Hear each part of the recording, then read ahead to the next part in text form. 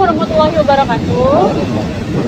Halo sahabat jalanan, dimanapun kalian berada, jumpa lagi bersama saya, Sasa Indonesia. Ini saya udah ada sama Bang Aris dari tim sahabat jalanan, mau bincang-bincang santai aja nih kayak kemarin. Melanjutkan, kemarin kita udah sempat ngobrol mengenai Grebek Hemat ya Bang? Iya betul. Nah, melanjutkan program Grebek Hemat kemarin tuh. Nah Bang, kebetulan nih Bang, kemarin habis ada demo penyampaian pendapat dari pihak driver Grab kepada pihak aplikator. Itu tuh demonya soal apa sih Bang? Jadi kemarin itu yang saya tahu demonya itu tuntutannya pertama dia nuntut Perpu transportasi online. Terus pembagian hasil yang lebih layak. Jadi untuk sekarang ini kan 80% untuk driver, 20% untuk aplikator. Nah, dituntutnya itu 90% untuk driver, 10% untuk aplikator. Dan yang paling penting sih dari layanan-layanan. Jadi tuntutan kemarin salah satunya penghapusan aceng, slot, terus hemat, member. Jadi yang merugikan si driver sendiri itu. Menurut driver kayak layanan hemat, aceng, dan double order itu bikin driver merasa rugi gitu. Itu betul. Soalnya begini. Dari yang dialami nih, jadi saya ngomong sebagai driver ya, karena saya juga ngerasain sendiri. Layanan itu potongannya itu melebihi dari yang sekarang ada ini, 80% 20 itu melebihi menurut saya. Jadi selain biaya itu ada biaya-biaya lain yang malah drivernya jadi dapatnya kecil. Oh jadi customer bayar biaya lain tapi driver nggak dapat biaya lain itu? Ya, jadi customer bayarnya udah tinggi, ke drivernya bayarnya malah tetap kecil. Driver dapatnya kecil tapi nggak real 80 gitu dapatnya. Menurut kita yang driver yang ngerasain itu malah sekitaran 30 lebih, malah 30%, 40% lebih. Potongannya bahkan nah itu ya. Itu yang diberatkan oleh driver ya? Itu salah satu tuntutan yang emang harus dihapus juga sih. Itu driver nuntut agar pemotongan lebih dari 20% itu yang dinilai tidak transparan itu dihapus ya Bang? Harusnya begitu. Jadi biar adil juga, Selain itu tuntutannya apa aja sih Bang? Yang itu sih layanan. Jadi selain itu emang sebentar biar nggak salah. Yang paling penting sih dari pembagian persentase sama layanan-layanan itu. Jadi saya jelasin sedikit yang saya kan Grab nih. Jadi saya dari layanan hemat yang kemarin pernah dibahas itu. Jadi gini, driver itu harus membayar biaya berlangganan sebesar 20.000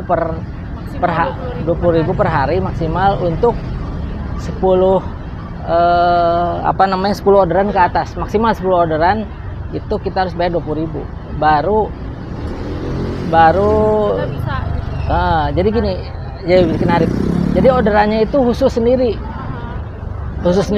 Untuk yang tertentu bukan. Ya? Jadi khusus itu untuk yang daftar itu yang kalau yang saya sih nyebutnya member itu namanya member legal jadinya. Soalnya nah itu yang ngerugiin driver. Kenapa? Karena bayar 20.000 itu kita itu udah dipotong ya itu pembagian hasilnya itu ditambah lagi potongan 20%, potongan 20.000 untuk biaya langganannya supaya kita bisa dapat orderan lagi untuk layanan hematnya.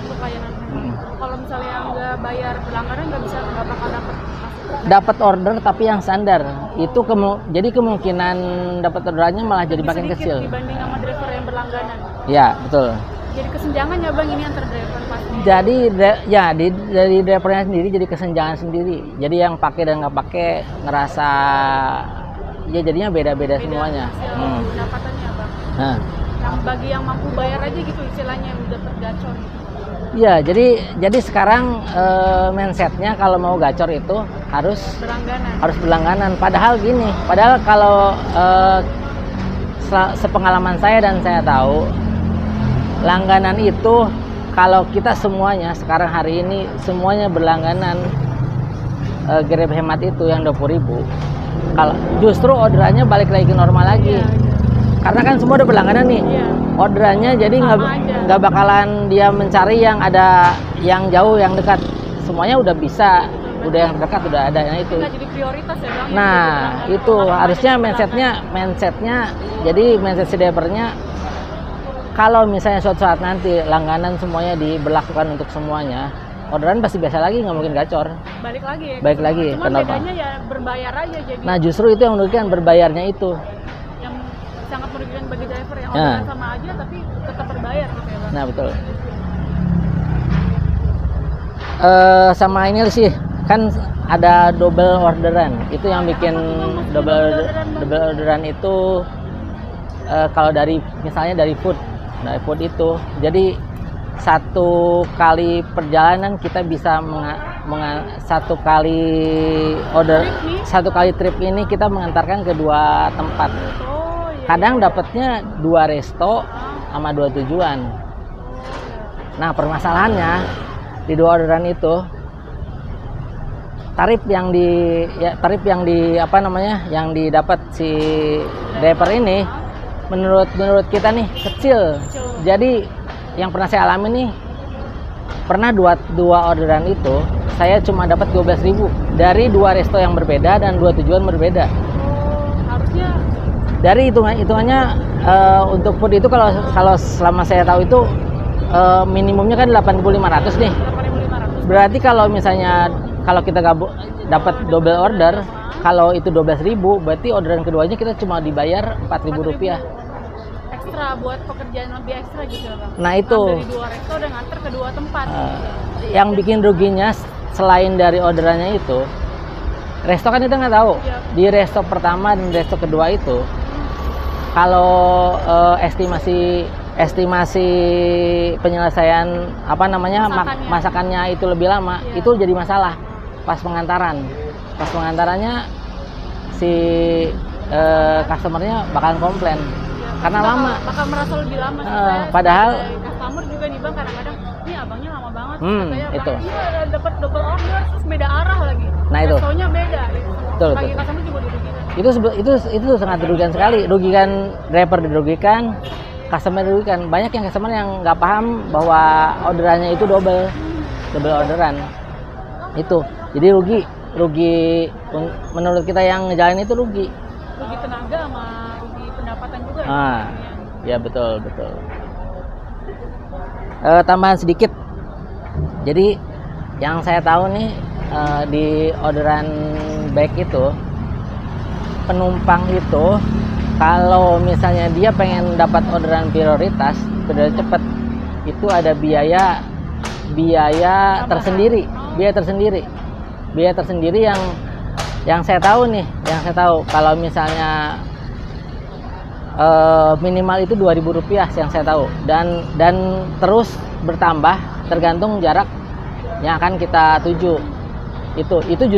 Itu yang bikin penumpang itu mikir dia udah bayar mahal dengan biaya lagi. Dia dengan bayar mahal, tapi kadang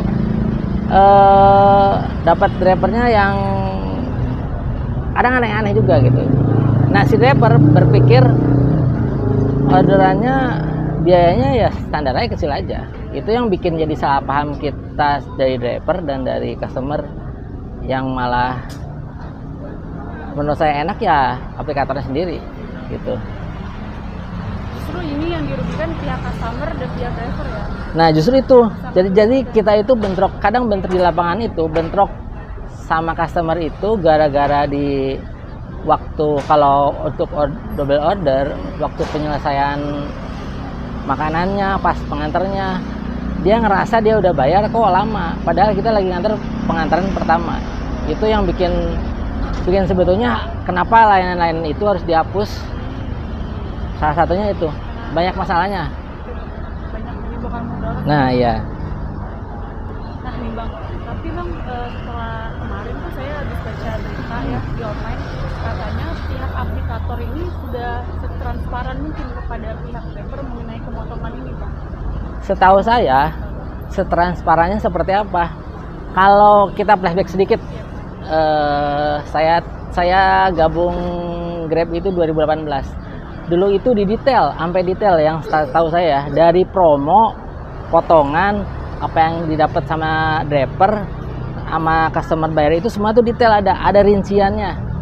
Ada rinciannya tuh, promonya berapa yang dibayar itu. Di aplikasi tuh rinciannya semua Gitu. jelas kalau dulu tahun 2018 ya. Dulu kan jarang ada demo seperti ini kan. Iya. Ya emang kalau menurut kita driver itu emang sebetulnya masih dalam tahap wajar. Nah makin kesini agak berapa lama itu rincian itu nggak ada. Jadi kita itu setahu saya ini nggak ada. Jadi itu kita itu cuma tahu biaya berapa yang kita dapat. Kita nggak tahu sih customer bayar berapa. Berapa nggak tahu. Jadi potongan yang diambil itu Nggak tahu. Itu kalau non tunai. Kalau tunai kita baru tahu setelah kita mau menyelesaikan di akhir pas penagihan itu baru muncul tuh berapa itunya. Dan itu menurut saya perbandingan apa yang kita dapat sama yang berapa yang di customer itu gede banget. Nah sekarang itu menurut saya itu disebut transparan, banyak biaya, itu salah satunya biaya layanan dan biaya kalau tambahan gitu ya. biaya tambahan yang lain yang menurut si driver itu menurut si driver itu apa harusnya nggak ada. Jadi customer itu ngerasa dengan biaya yang dia bayar harusnya udah gede, harusnya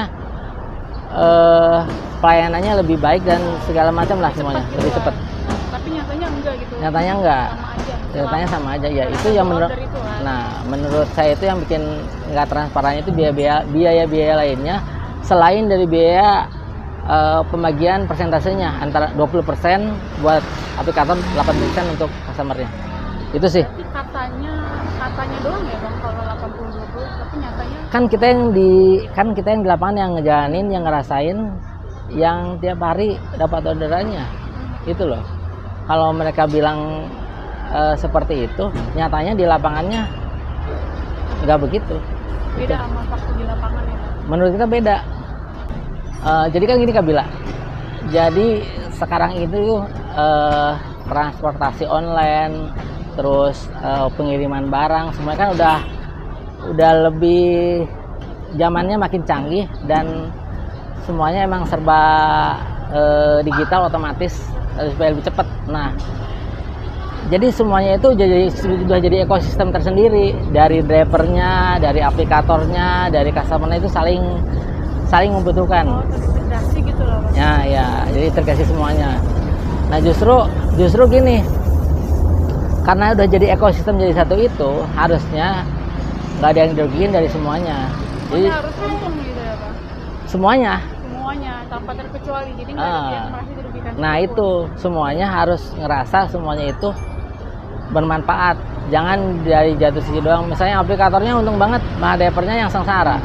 Kalau enggak pelanggannya udah bayar banyak, tapi dapat pelayanannya minimum. Ya, minimum. Nah itu justru itu karena jadi ekosistem jadi satu. Sekarang kan kalau sekarang yang saya rasa ini drivernya jadi tumpuan utama, aplikatornya sebagai fasilitas penyedia, dan customernya jadi pelanggannya. Drivernya yang capek sendiri, sendirinya. Nah itu Tenaganya habis-habisan dikujak buat dapat pendapatan yang seminimum mungkin gitu. jadi ayo narik terus, ayo kerja terus, ayo online terus, tapi kita ngerasa penghasilan yang kita dapat sekarang ini malah makin berkurang gitu, makin kecil. Dan customer juga membayar lebih, makin tahun nih menurut saya juga harganya makin naik dan makin mahal. Nah itu customer kan sekarang sebetulnya itu sekarang lebih lebih detail, dia lebih ini, kok saya bayar segini, kok begini, kok begitu. Jadi harusnya si aplikatornya lebih, kalau bahasa ininya lebih aware sedikit gitu ke kita drivernya, ke customernya juga. Jangan nyari keuntungan sendiri aja, gitu aja. Ya betul, harus sama-sama dulu. Kan sebenarnya ya Bang, kalau tanpa driver, emang sih driver tanpa aplikator kita nggak akan terintegrasi seperti ini ya Bang. Sebaliknya juga tanpa driver, aplikator juga nggak bisa jadi sebesar ini kan Bang. Ya betul, sama aja, itu kan mutualisme, Ya, mutualisme. saling menguntungkan. Jadi kita nggak bisa berdiri sendiri. Tanpa driver, aplikator nggak bisa apa-apa, tapi tanpa aplikator driver juga nggak bisa apa-apa. Nah, Balik kopang lagi. cuma ada satu di tengah itu loh, ada customer. Nah, customer ini yang sebetulnya harusnya saat ini tuh ngerasa dirugikan juga untuk biaya-biaya tambahan yang lainnya yang dibebankan ke mereka. Itu kalau antara kita driver dan aplikator saling menguntungkan, si aplikator juga jangan seenaknya juga gitu. Sebenarnya ya kalau misalnya dari saya sebagai customer nih, kalau misalnya ada biaya tambahan, kalau itu emang masuk ke kantong driver, kita sih masih kelas aja, asalkan drivernya kerjanya benar gitu. Tapi kalau ternyata itu nggak masuk sepenuhnya ke kantor driver dan potongannya, misalnya kita bayar, harusnya kan potongan 20% tuh buat apa aplikator, tapi nggak taunya lebih dari 20%. Itu juga agak sebel dikit sih sebagai. Nah itu sebetulnya itu yang hari-hari ini kita demo segala macam itu, kalau customernya paham juga, dia dirugikan banyak, dirugikan dari biaya-biaya selain potongan buat driver gitu. BTW ini Bang Aris sudah berapa lama sih menjadi driver ojek online ini? Berapa tahun ya? Saya dari 2018. Dulu sih sambil kerja ya, sambil nyambi-nyambi. Maksudnya bukan jadi utama, masih sambilan. Dan semenjak Covid sini kan emang goyang tuh kerjaan segala macam. Jadi sekarang kan full time kerjaannya. Berarti sudah 6 tahun ya Bang? Kurang lebihnya mau 7 tahun. Udah lama banget sebetulnya dari segi apa sih namanya, lapangan kerja sebetulnya membantu juga aplikator itu.